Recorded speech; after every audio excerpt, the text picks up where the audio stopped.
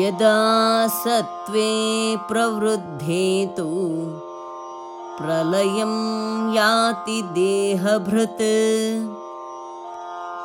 तदोत्तमविदां लोकान् अमलान् प्रतिपद्यते. If the embodied one meets with death when sattva is predominant, he attains the pure worlds of those who know the heights.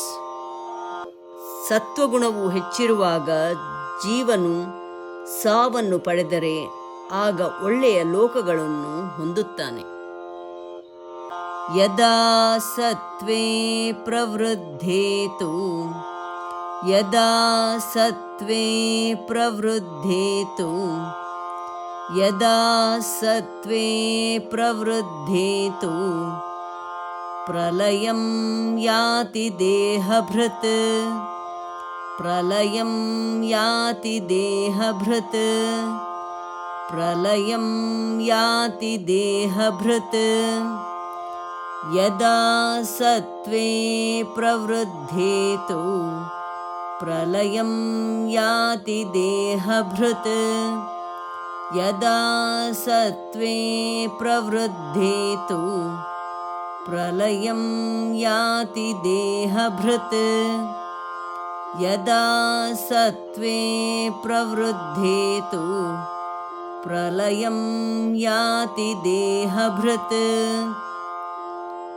ತದೋತ್ತಮವಿದಾಂ ಲೋಕಾನ್ ತದೋತ್ತಮವಿದಾಂ ಲೋಕಾನ್ ತದೋತ್ತಮವಿದಾಂ ಲೋಕಾನ್ ಅಮಲಾನ್ ಪ್ರತಿಪದ್ಯತೆ ಅಮಲಾನ್ ಪ್ರತಿಪದ್ಯತೆ ಅಮಲಾನ್ ಪ್ರತಿಪದ್ಯತೆ.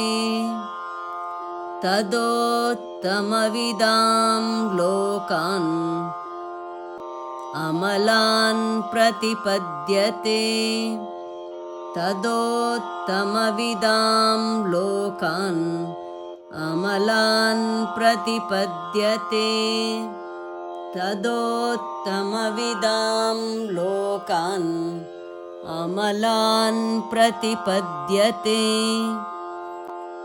ಯದಾ ಸತ್ವೇ ಪ್ರವೃದ್ಧೇ ತು ಪ್ರಲಯಂ ಯಾತಿ ದೇಹಭೃತ್ ತದೋತ್ತಮವಿದಾಂ ಲೋಕಾನ್ ಅಮಲಾನ್ ಪ್ರತಿಪದ್ಯತೆ. ಯದಾ ಸತ್ವೇ ಪ್ರವೃದ್ಧೇ ತು ಪ್ರಲಯಂ ಯಾತಿ ದೇಹಭೃತ್ ತದೋತ್ತಮವಿದಾಂ ಲೋಕಾನ್ ಅಮಲಾನ್ ಪ್ರತಿಪದ್ಯತೆ. ಯದಾ ಸತ್ವೇ ಪ್ರವೃದ್ಧೇ ತು ಪ್ರಲಯಂ ಯಾತಿ ದೇಹಭೃತ್ ತದೋತ್ತಮವಿದಾಂ ಲೋಕಾನ್ ಅಮಲಾನ್ ಪ್ರತಿಪದ್ಯತೆ. ಯದಾ ಸತ್ವೇ ಪ್ರವೃದ್ಧೇ ತು ಪ್ರಲಯಂ ಯಾತಿ ದೇಹಭೃತ್ ತದೋತ್ತಮವಿದಾಂ ಲೋಕಾನ್ ಅಮಲಾನ್ ಪ್ರತಿಪದ್ಯತೆ. ಧನ್ಯವಾದ. ನಮಸ್ಕಾರ. ಶುಭವಾಗಲಿ. ದಯವಿಟ್ಟು ತಪ್ಪದೇ ಲೈಕ್ ಮಾಡಿ, ಶೇರ್ ಮಾಡಿ, ಸಬ್ಸ್ಕ್ರೈಬ್ ಮಾಡಿ. ಮತ್ತೊಮ್ಮೆ ಪುನಃ ಧನ್ಯವಾದಗಳು. ನಮಸ್ಕಾರ.